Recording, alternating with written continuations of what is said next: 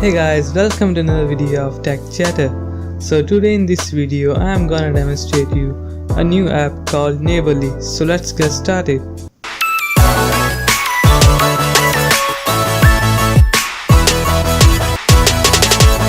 So to download this app you need to go to Play Store and search about Google Neighbourly.